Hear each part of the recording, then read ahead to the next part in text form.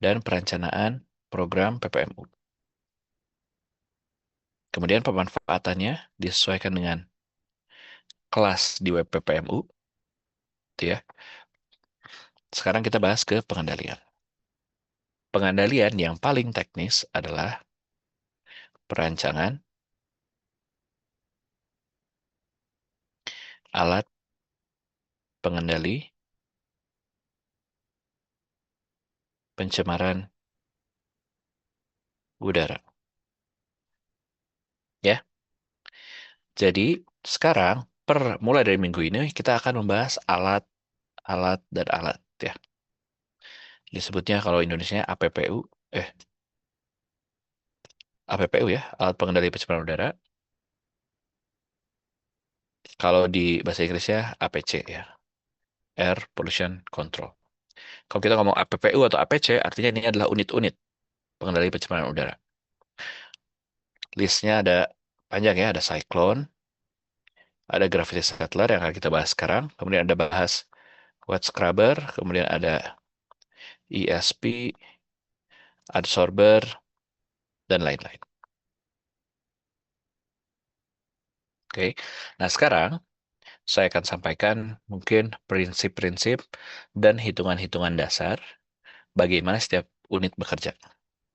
Jadi bayangkan saja kita seperti sedang mata kuliah PB PAM. Ada nggak mata kuliah PB PAM?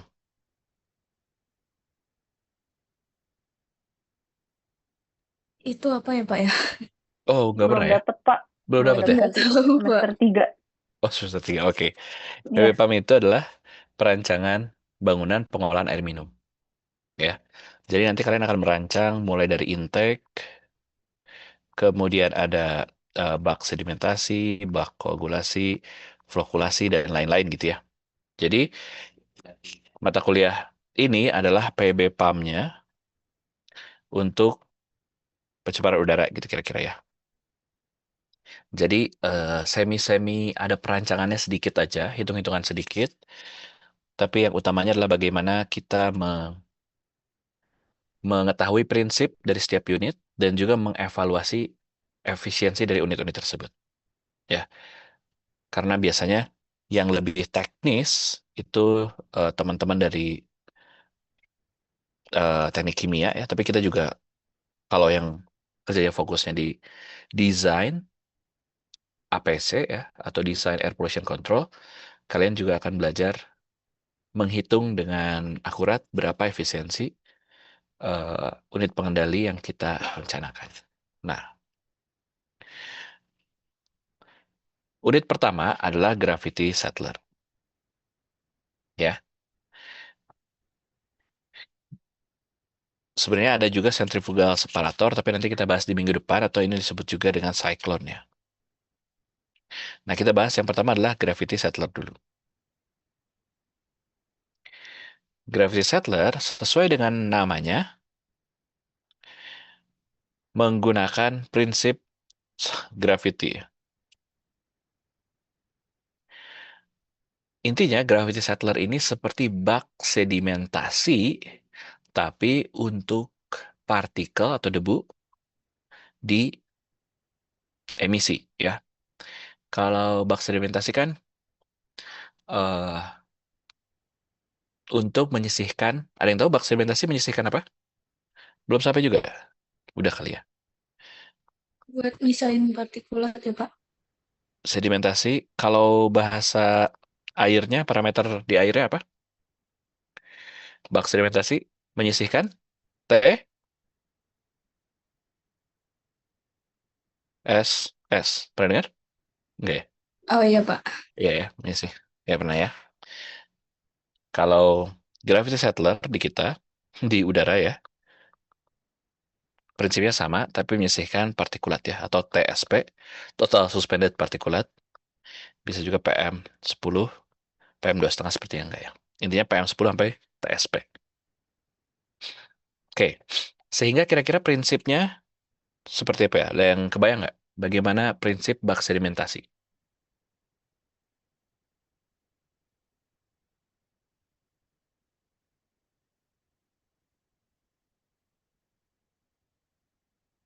Ada yang tahu prinsip bak sedimentasi?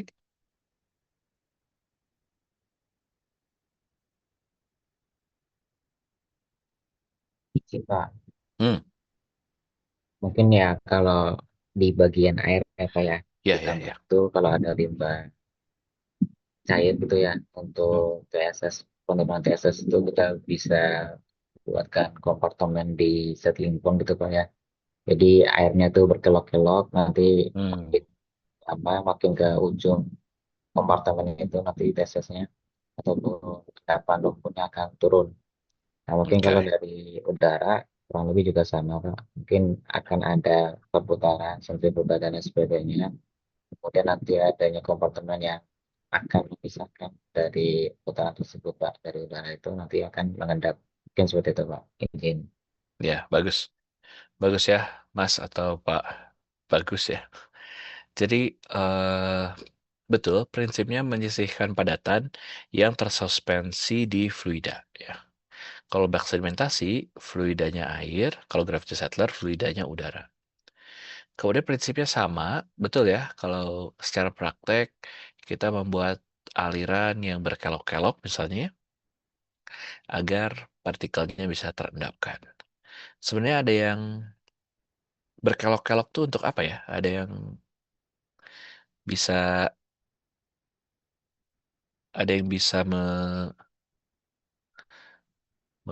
apa ya, mengelaborasi nggak kira-kira kenapa harus berkelok-kelok? Oke, iya Hana boleh. Yang di bak sedimentasinya itu ya Pak, Hmm, dia biar, kan tadi ada perbedaan berat jenis ya Pak, biar hmm, ketahan partikelnya di setiap kelokannya. biar tertahan di setiap kelokannya. Oke, betul ya.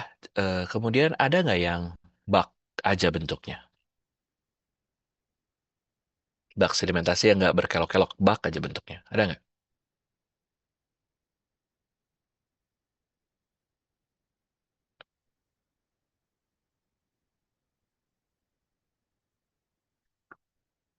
Yang bentuknya bak aja.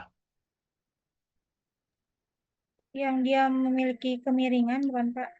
Betul ya, gini gambarnya kira-kira kalau bak sedimentasi ya. Sat, sat, hop, gini nggak ya?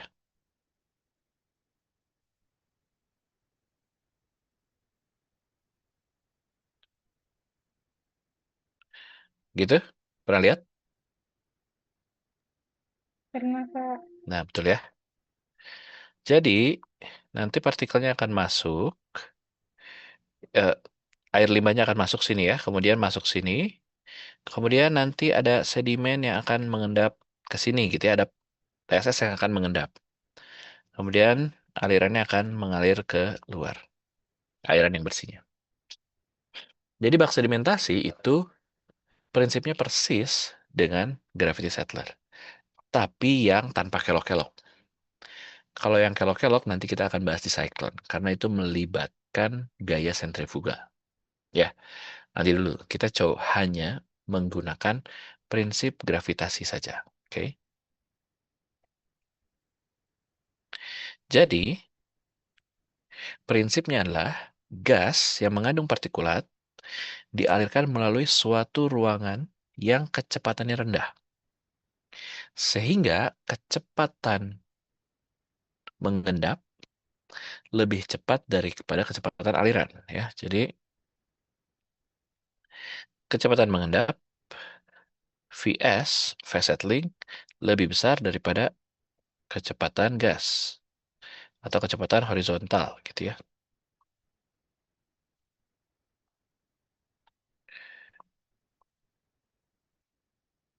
Vs, ups, phase settling lebih besar dari kecepatan horizontal. Sehingga apa? Sehingga partikelnya akan lebih cenderung mengendap daripada bergerak mengikuti arah aliran gasnya. Mengendapnya kenapa? Karena gravitasi. Jadi prinsipnya apa? Prinsipnya kita membuat ruangan yang selambat mungkin. Bak sedimentasi juga sama ya. Bak sedimentasi itu tidak boleh turbulen, alirannya harus tenang, Agar apa? Agar partikelnya bisa mengendap secara langsung ya, atau mengendap secara diskret bahasanya. Kalau kalian ingat sedimentasi tingkat sedimentasi tipe 1, sedimentasi tipe 2, sedimentasi tipe 3, sedimentasi tipe 4 gitu ya. Sedimentasi tipe 1 itu yang diskret. Jadi dia akan mengendap secara otomatis ya, secara menggunakan atau memanfaatkan adanya gravitasi. Nah, gravity settler juga sama. Ini kita hanya mengendapkan atau menyisihkan partikulat secara gravitasi saja, tanpa adanya gaya-gaya lain. Sehingga ini yang diajari pertama di unit pengolahan pencemaran udara, karena paling sederhana ya. Kita akan bahas kenapa sederhana ya. Nah ini ya, masuknya itu di gravitational settling ya. Intinya karena partikel memiliki massa yang dipengaruhi oleh gaya tarik gravitasi, sehingga selain gerakan sesuai dengan aliran gas, partikel juga akan terdeposisi akibat gerakan pengendapan atau phase settling gitu ya. Jadi karena adanya gravitasi, gaya tarik gravitasi, sehingga partikel yang memiliki massa akan turun sesuai dengan gravitasi, akan sebenarnya akan tersisihkan dengan sendirinya secara gravitasi, terutama partikel-partikel yang besar. Karena partikel besar memiliki massa yang besar, sehingga akan mudah disisihkan oleh gravitasi. Gitu ya, prinsipnya mekanisme deposisinya adalah yang nomor 4, yaitu gravitational settling.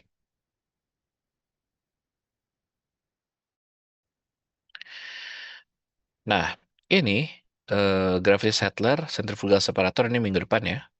Kalau gravity settler itu hanya gaya gravitasi saja. Kalau yang centrifugal separator itu di minggu depan, cyclone ya kalau di kita. Mungkin tadi ya dari Mas Bagus sama Mbak Hana, betul ya. Ada belokan-belokan kalau di air, membuat partikelnya terlempar. Ya. Tapi nanti akan dibahas minggu depan. Yang paling sederhana adalah menggunakan gaya gravitasi aja. Kita hanya membuat aliran emisi gas cukup lambat agar partikel bisa mengendap dengan sendirinya. Itu prinsipnya kira-kira ya. Oh, ini ada videonya.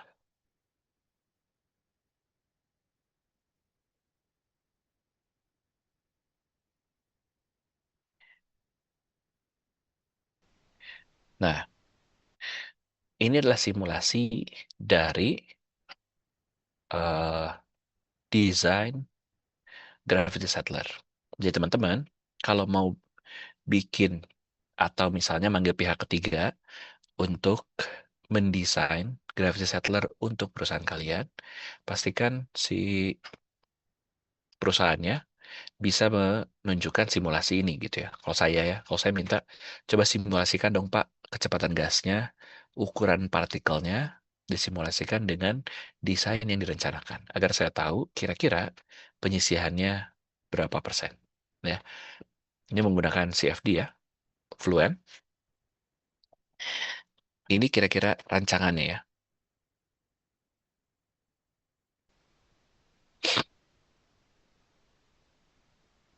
Nggak ada suara memang.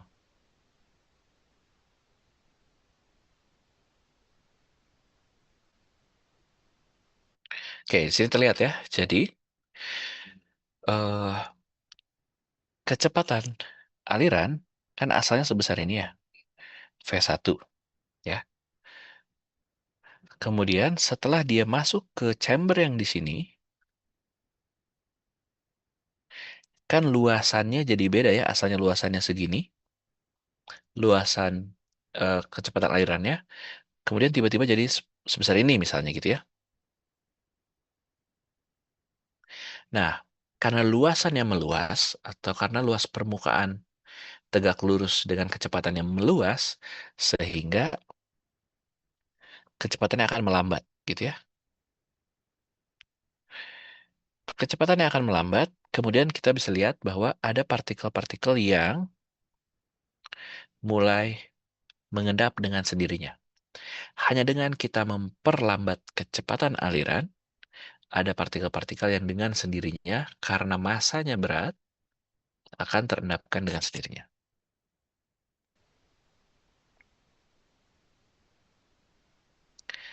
Kelihatan ya?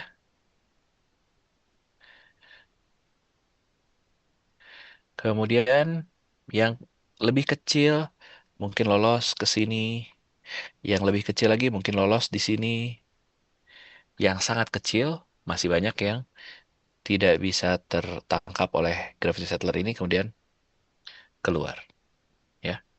Jadi yang perlu kalian pastikan saat kalian mendesain atau mungkin kalian mendesain sendiri ya mungkin atau meminta orang untuk mendesain bisa disimulasikan terlebih dahulu, ya. Kira-kira berapa efisiensinya? Karena di sini bisa kita lihat,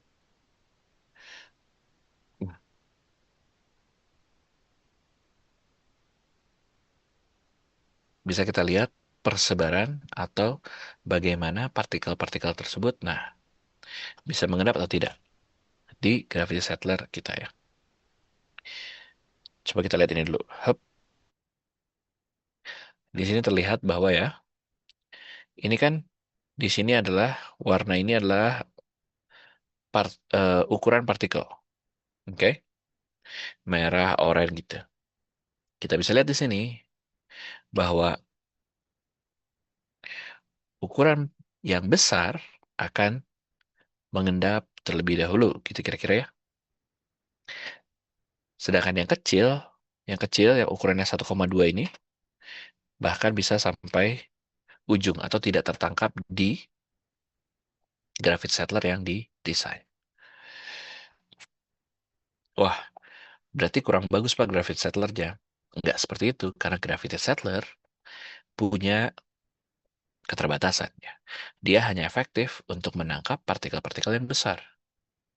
Karena partikel kecil, walaupun sudah ada gravitasi, karena saking kecilnya, nggak ada gaya tariknya.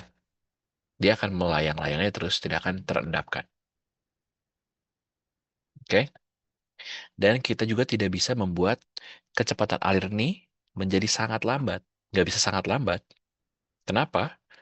Karena kalau sangat lambat, nggak ngalir udaranya ke unit selanjutnya. Ya. Oleh karena itu, gravity settler ini biasanya digunakan sebagai pre-treatment.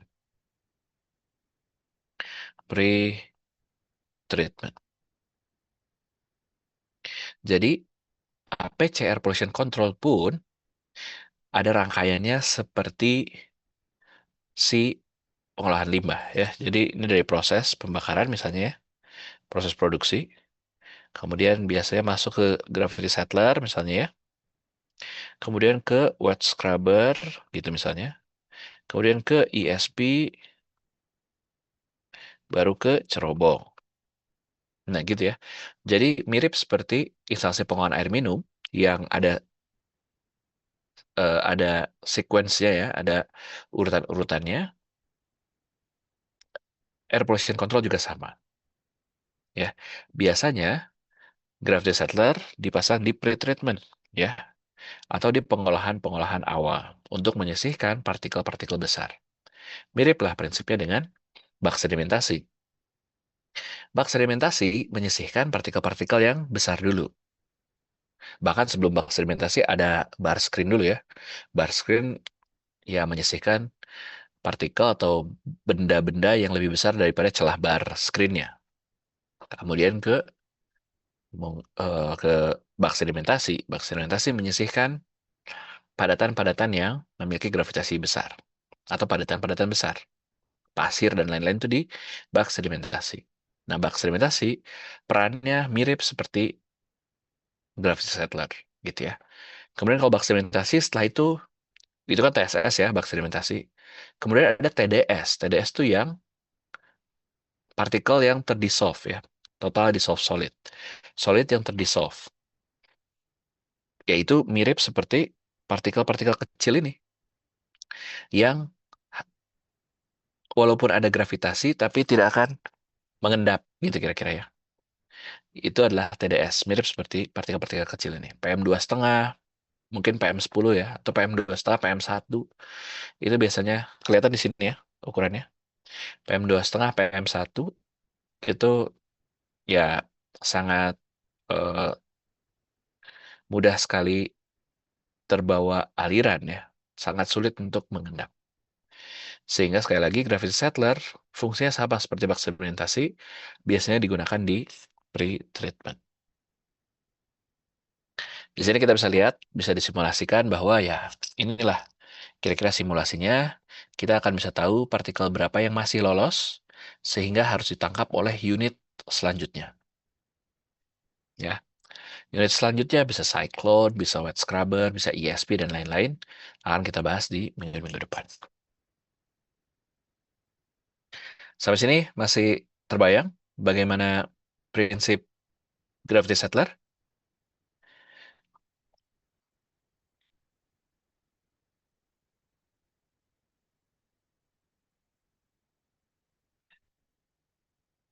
Terbayang ya? Iya, Pak, masih terbayang. Oke. Nah, kemudian settling chamber atau gravity settler, banyak yang namanya settling chamber, gravity settler, sama settling chamber. Ada beberapa tipe ya. Yang pertama adalah yang sederhana, seperti yang kita bilang tadi. Partikelnya masuk, kemudian dia akan mengendap dengan sendirinya ya. Sekali lagi, diameter di sini akan di satu ini ya, akan lebih besar daripada diameter di tiga atau di akhir. Ya, makin dekat dia dengan inlet, artinya dia makin besar diameternya. Jadi nanti kalian juga bisa merancang, misalnya partikel yang besar ini eh, digunakan untuk apa misalnya. Oh ya ya, mungkin hmm, kalian harus tahu juga ya bagaimana emisi mengandung partikel. Mungkin kalian akan sangat familiar ya dengan istilah faba. Mungkin saya udah pernah sampaikan juga ya. Faba itu yang ada di sini nih, yang ditangkap sama unit-unit yang akan kita bahas, itu adalah si fa-nya ya. Karena baknya ada di eh, sisa pembakaran gitu ya. Abu yang ada di sisa pembakaran itu adalah bottom S-nya. Fly S-nya itu terbawa emisi. Terbawa emisi ditangkap oleh si alat-alat ini ya, APC ini, Air Pollution Control untuk partikulat. Jadi kalau kalian mengumpulkan debu-debu yang dihasilkan oleh si ini di sini ya, debu-debu di sini itu tuh ya si fly ash-nya. Fly ash yang sudah terbang dengan emisi ditangkap oleh Air Pollution Control.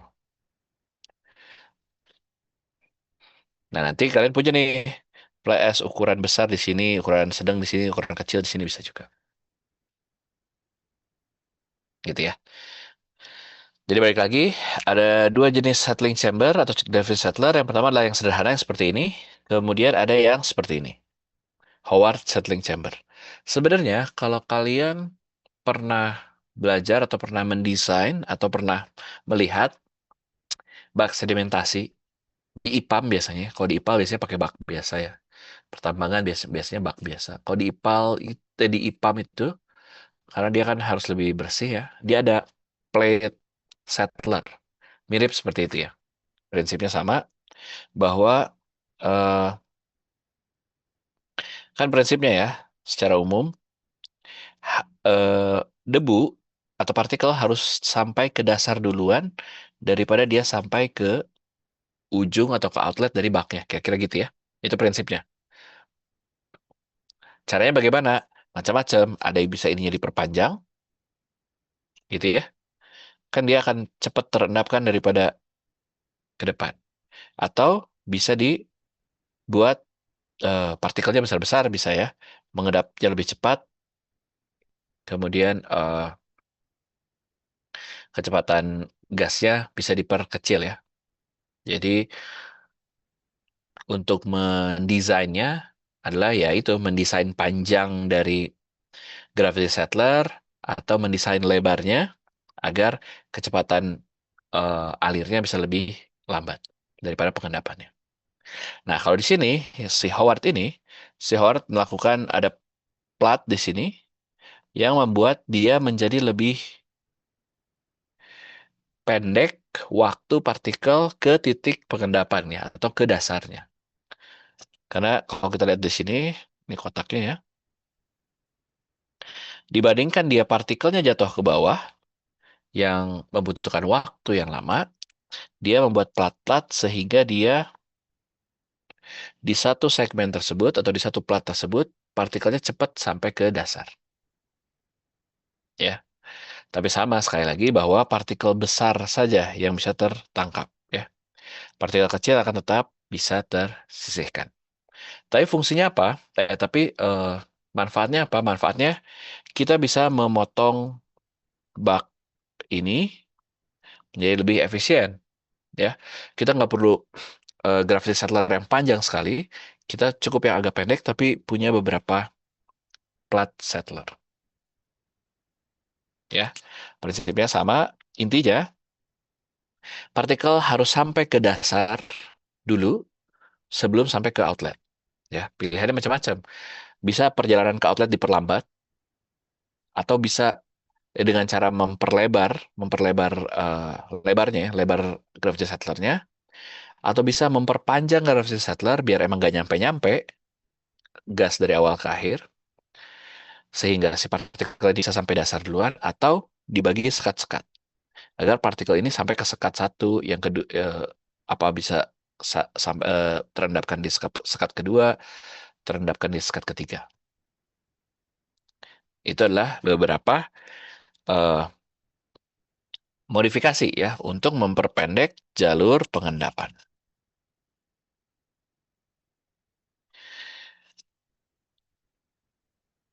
Nah, hitungannya seperti apa? Prinsipnya adalah menggunakan hukum Stokes,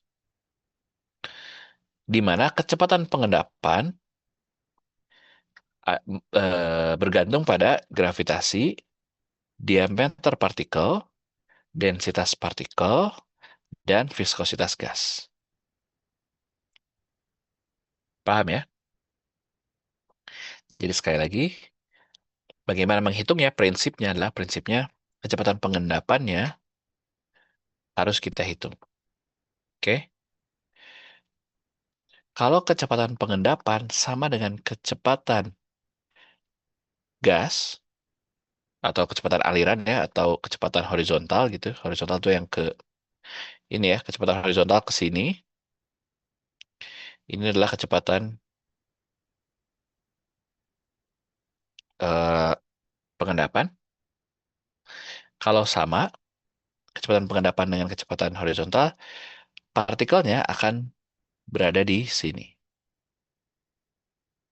Ya, dia akan terendapkan tapi tepat di ujung dari gravity settlernya.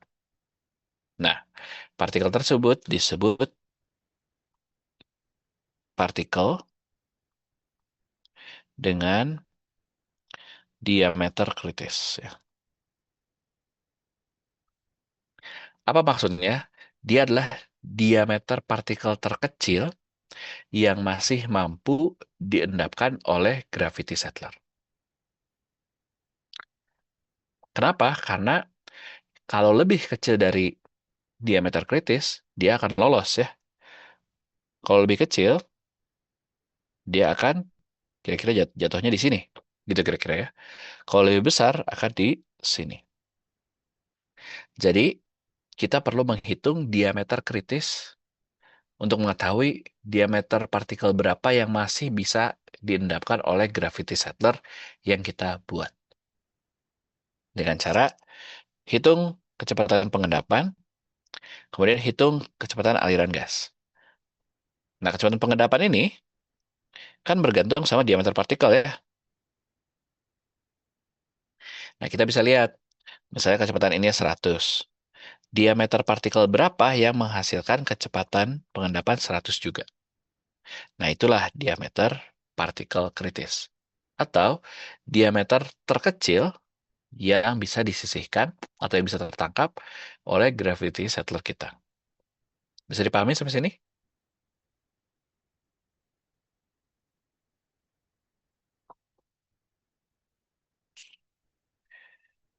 Pusing? Enggak lah ya. Sekali lagi, rumus utamanya adalah hukum Stokes, di mana kecepatan pengendapan bergantung pada gravitasi, diameter partikel, densitas partikel, dan viskositas gas.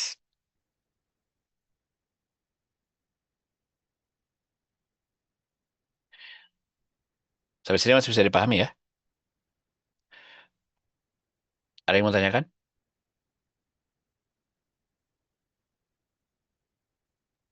Belum ada, Pak. Oke. Nah ini ya, jadi kalau kecepatan partikel atau waktu partikel sampai ke outlet dan waktu partikel pengendapan sama, kita bisa menghitung diameter partikel kritis. Ya, ya turunan ya, kira-kira rumusnya adalah ini ya, atau ini. Diameter partikel kritis yang masih bisa disisihkan oleh gravity settler kita, rumusnya kira-kira itu ya. Bergantung dengan apa saja, kita lihat di sini. Viskositas, debit, gravitasi, densitas partikel, lebar dari lebar dari gravity settler ya, ini lebar, dan juga panjang dari gravity settlernya. Jadi kalau kita udah punya lebar dan panjang gravity settler, misalnya nih ya, ini untuk screening awal aja. Ada konsultan ngasih rancangan gravity settler ke kalian. Anggaplah kalian kerja di PLTU lah, atau anggap kalian kerja di pabrik semen. Pak, ini rencana gravity settlernya. Kalian punya lebar, punya panjang, punya densitas partikel, hitung dulu. Kalian akan dapat diameter partikel kritisnya berapa. Kemudian bandingkan dengan hasil pengukuran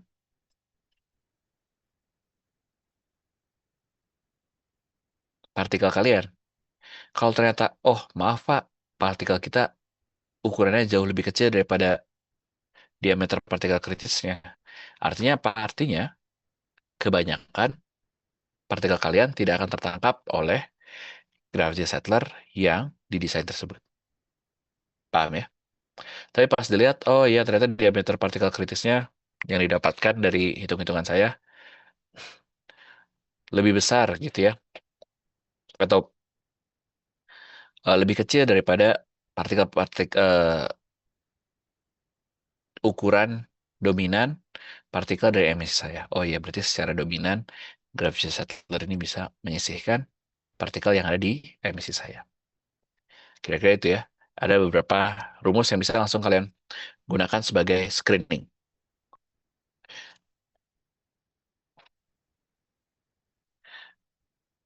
Nah, ini adalah efisiensi ya dari gravity settler. Tapi prinsipnya adalah hmm, hmm, eh, eh, eh, eh, bentar ya. Kayaknya bukan yang ini deh. Oke, sampai sini ada yang menanyakan dulu. Oke.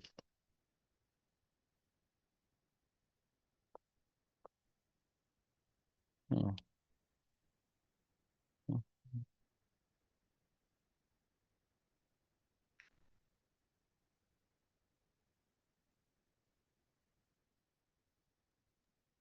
Mau bertanya, boleh.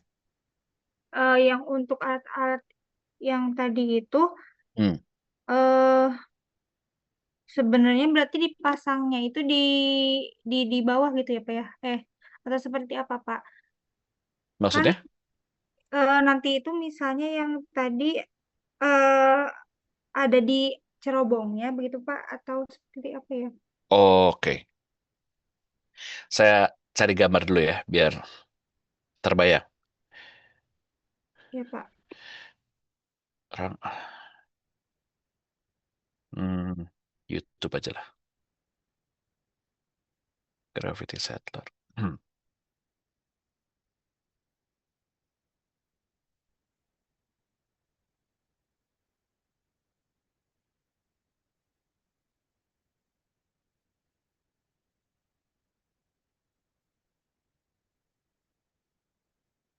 Hmm.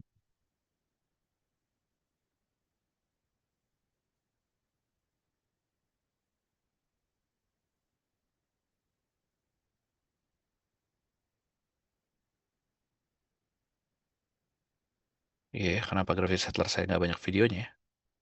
Di yang lain sih ada.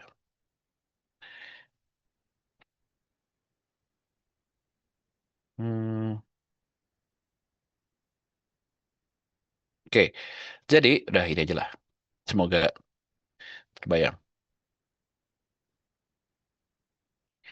Nih ya, Gravity Settler itu bentuknya seperti ini. Jadi mm, dia akan dikonekkan dengan ini video ya. Dia akan dikonekkan dengan oh nggak bisa konek. Nah, ini contohnya contohnya inilah ya. Inputnya akan dari sini. Sebentar ya. Nah, ini akan jadi inputnya. Jadi di sebelah kanan itu akan ada proses produksi lah atau proses pembakaran atau apapun sumber emisi. Kemudian akan dikonekkan menggunakan ducting gitu ya, perpipaan gas ke sini ya. Kemudian nanti dia akan ini mirip seperti yang tadi ya, ada plate-platenya, plate settlernya untuk mengendapkan di sini, kemudian nanti akan dilepas ke atas. Jadi eh aplikasinya di industri kira-kira seperti itu. Tidak di cerobongnya, sebelum di cerobongnya. Jadi sebenarnya cerobong itu sebelum cerobong akan ada, saya gambarkan ya. Saya ini cerobong gitu ya. Nah di sininya tuh ada pompa ya, pompa yang menghisap udara dan menghisap dari udara dari sisi sebelah kiri ya dari gambar untuk didorong ke atas. Nah di sini ada unitnya atau ada si gravity settlernya. Di sini ada proses produksinya misalnya. Nah ini ke sini itu dihubungkan atau di udara dari hasil pembakaran tuh disedot ke gravity settler. Gitu kira-kira ya. Nah, semua unit yang akan kita bahas ini juga seperti itu. Jadi semua semua emisi yang dihasilkan dari tungku pembakaran misalnya ya, sumber emisi tungku pembakaran disedot, didorong atau disedot, dilewatkan ke gravity settler. Di gravity settler mengendap, ditarik terus ke cyclone misalnya, ya. Ke cyclone mengendap juga beberapa partikelnya. Ditarik ke wet scrubber, mengendap dan seterusnya sampai ditarik terus sampai ke cerobong dilepaskan ke atas ya. Atau air pollution controls. Nah,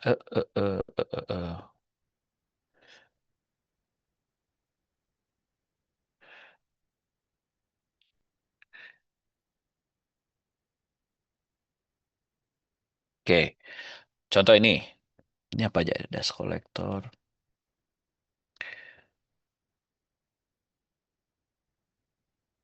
Nah, contoh ini ya.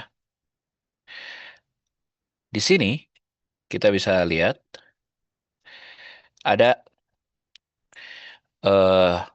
boiler. Steamnya ke turbin. Turbinnya muter jadi ke listrik gitu ya. Ke sebelah kanan adalah proses eh, produksinya. Ke sebelah kiri dihisap udaranya, dilewatkan ke yang pertama ini apa? Denitration. Kenapa? Karena banyak NO2 atau N2 yang dihasilkan, NO2 yang dihasilkan. Kemudian ke dust collector, kemudian desulfurization, kemudian baru cerobong. Oke. Nah, kalau kita menggunakan, nah ini kan ada tiga, satu, dua, tiga ya. Dust collector ini bisa saja wet scrubber, bisa saja gravity settler, bisa saja cyclone, dan lain-lain. Itu adalah dust collector.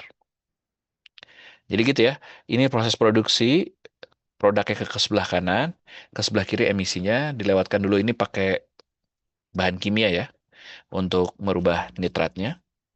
Kemudian partikelnya ditangkap di sini, nah di sini itulah unit-unit seperti gravity settler, wet scrubber, dan lain-lain digunakan.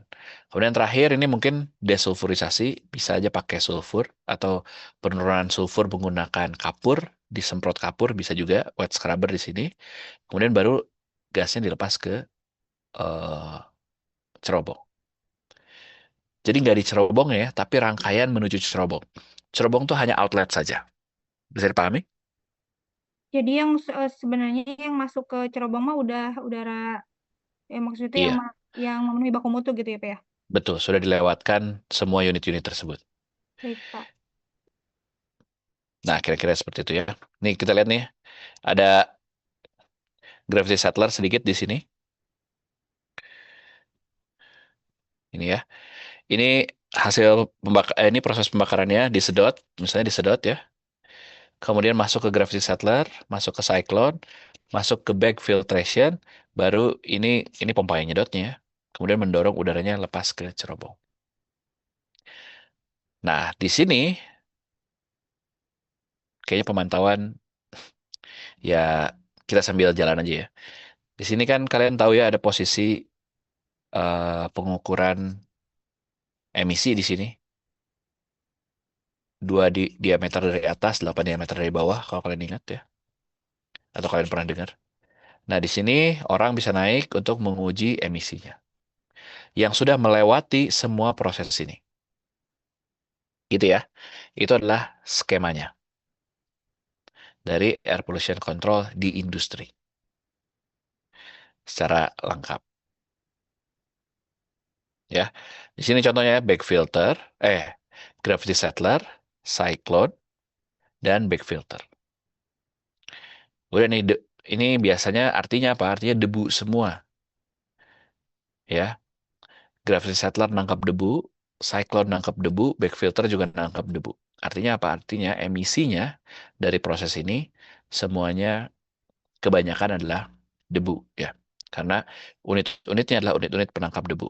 Kalau di sini, di yang PLTU tadi, unit-unitnya kebanyakan gas ya. Makanya ada penambahan bahan kimia di sini, desulfurisasi di sini. Ternyata banyak gas-gas seperti NO2 dan SO2. Partikelnya juga ada sih, tapi tidak dominan. Kira-kira begitu. Bisa dipahami ya?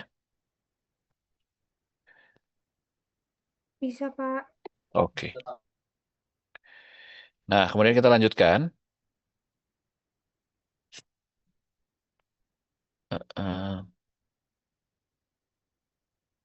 Nah, hmm. Nah, kira-kira ini desain dari gravity settler ya.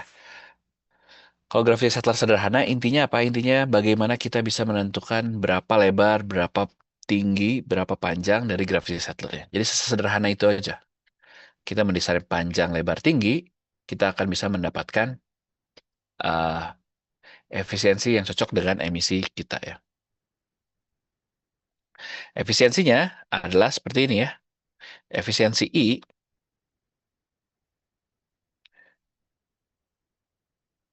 ini ya, efisiensi I sama dengan 1 min E pangkat min X.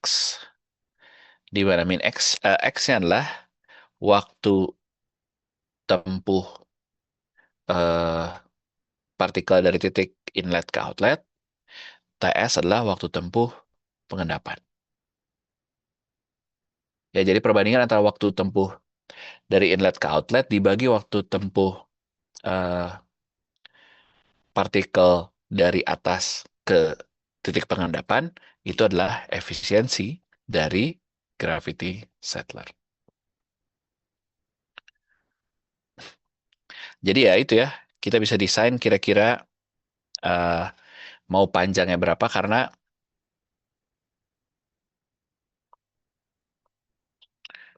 TR atau kecepatan aliran, waktu yang dibutuhkan dari satu titik inlet ke outlet yang mempengaruhi adalah panjang dari gravity settler dan kecepatan alirannya. Di mana kecepatan aliran dipengaruhi oleh debit dibagi W dan H. W dan H apa ini ya? Lebar dan tinggi dari gravity settlernya. Sedangkan TS atau waktu pengendapan dipengaruhi oleh tinggi dari gravity settler dibagi kecepatan pengendapan yang dihitung menggunakan hukum Stokes.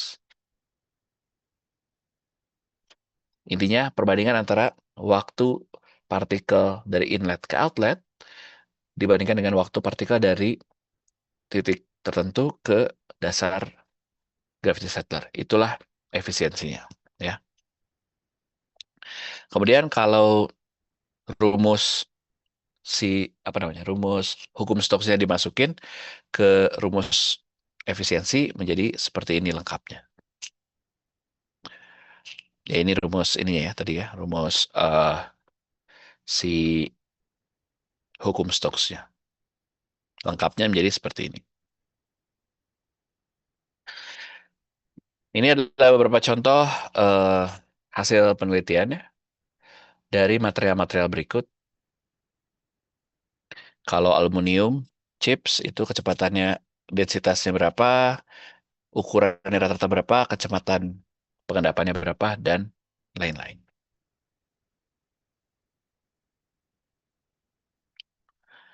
Oke, sampai sini ada yang bertanyakan?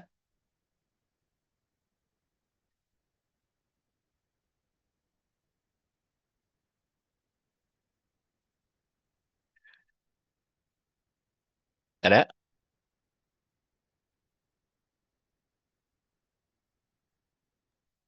Paham? Prinsipnya paham ya? Mau nanya Pak, Oh izin ya Pak. boleh. Boleh, boleh. Pak, kalau proses itu tadi gravity settler, gravity Hmm. settler itu Hmm. apakah dipengaruhi sama panas Pak? Kalau udara Sama. kan panas Oh ya. soal suhu gitu ya. Kalau panas kan Hmm. prinsipnya di air itu kan akan menguap gitu Pak ya. Hmm. Tapi kan kalau di udara mungkin makin panas udah ini. Contohnya di fogging itu kan isinya Bagus, udara, bagus. terus dia akan menguap kan Pak. Nah kalau itu berarti ngaruh juga sama proses namanya gravitasi Pak. Jadi kalau situ bakal berpengaruh juga ya Pak. Ya? Oke, tadi agak putus-putus, tapi yang saya tangkap apakah suhu atau temperatur gas mempengaruhi pengendapannya, gitu kira-kira ya? Iya, Mempengaruhi betul efisiensi Pak. dari gravity settler gitu ya? Iya, Pak. Nah, secara prinsip tidak. Kenapa? Karena eh ya jelas ya ini penyederhanaan ya. Kita menggunakan rumus mana tadi? Si hukum Stokes ini. eh, nah, ini itu penyederhanaan tanpa melibatkan suhu dan lain-lain. Mungkin ada suhu eh, berpengaruh di viskositas gas, ya. Tapi secara umum gravity settler secara prinsip ya tidak terpengaruh oleh temperatur. Jadi makanya kenapa gravity settler dipasang di awal. Karena biasanya proses pembakaran itu emisinya atau gasnya itu masih panas. Sehingga gravity settler juga fungsinya untuk menurunkan sedikit temperatur. Kalau masih panas, selanjutnya ada wet scrubber yang sekaligus menurunkan suhu juga menangkap partikel ya yang lebih kecil. Jadi gravity settler biasanya dipasang di awal karena suhunya masih panas. Kemudian secara prinsip tidak terpengaruhi oleh efisiensi yang tidak terpengaruhi oleh suhu. Mungkin yang dipengaruhi adalah viskositasnya, tapi prinsip pengendapannya tidak terlalu gitu ya. Hanya viskositas gasnya saja yang berubah. Jadi biasanya gravity settler dipasang duluan, pre-treatment ya. Setelah proses pembakaran langsung gravity settler. Selain bisa mengendapkan partikel-partikel besar, juga bisa sedikit menurunkan suhu. Karena sekali lagi kecepatannya diperlambat, kecepatan airnya diperlambat, partikel pada jatuh, kecepatan airnya lambat, baru nanti masuk ke unit selanjutnya suhunya udah turun. Karena unit selanjutnya bisa aja yang dipengaruhi oleh suhu. Contoh adalah backhouse filter. Ya, backhouse filter itu eh, sangat rentan terhadap suhu. Yang namanya juga backhouse ya, menggunakan bag atau menggunakan fabrik. Kita menyaring partikel menggunakan fabrik. Sehingga kalau suhu gasnya masih panas, biasanya bisa dengan mudah membakar atau merobek si fabriknya. Karena menggunakan kain. Jadi secara prinsip tidak terlalu berpengaruh. Oleh karena itu, gravity settler dipasang di awal, selain untuk menurunkan suhunya.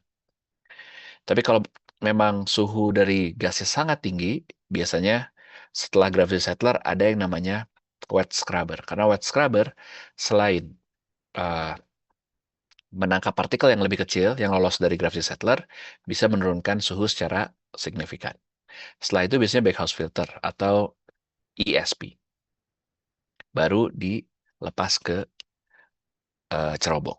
Kira-kira gitu ya, Mas Bagus. Jadi secara prinsipnya tidak terlalu mempengaruhi efisiensinya.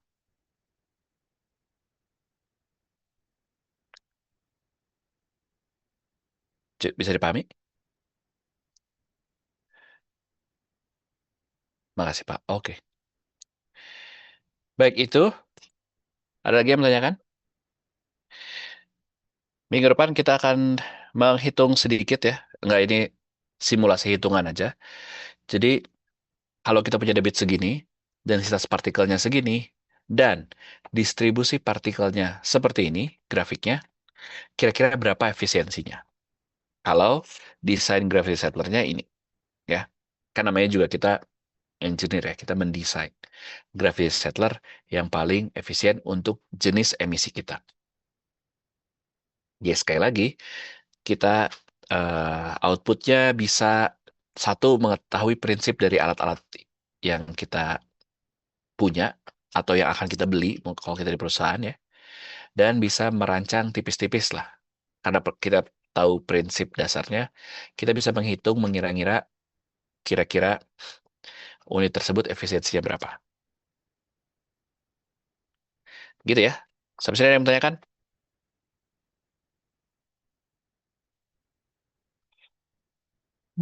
Cukup? Cukup, Pak. Sip.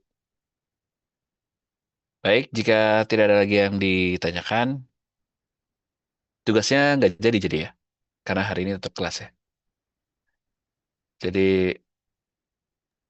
saya akhiri pertemuan hari ini. Kita ketemu lagi hari Sabtu ya. Untuk hari Sabtu, oh, tanggal 18,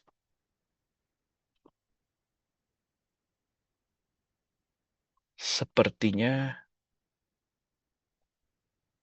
nanti saya diskusikan dulu dengan eh, dari lab ya. Karena kalian ada yang praktikum ya.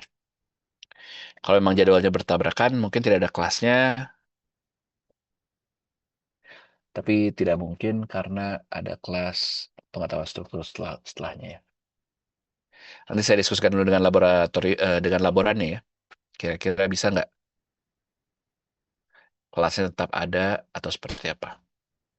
Tunggu aja kabar selanjutnya ya. Tolong ingatkan saya ya, Mbak Dwi ya. Saya lupa Iya, menanyakan Bapak. ke laboran. Kira-kira seperti apa skemanya. Baik, itu untuk hari ini. Terima kasih. Kita akhiri. Assalamualaikum warahmatullahi wabarakatuh. Waalaikumsalam warahmatullahi Waalaikumsalam warahmatullahi wabarakatuh. Waalaikumsalam warahmatullahi wabarakatuh. Terima kasih, wabarakatuh. Pak. Terima kasih, Terima Pak. kasih, Pak Daud. Terima kasih, Makasih Pak. Pak, sehat selalu ya Pak. Makasih, Pak.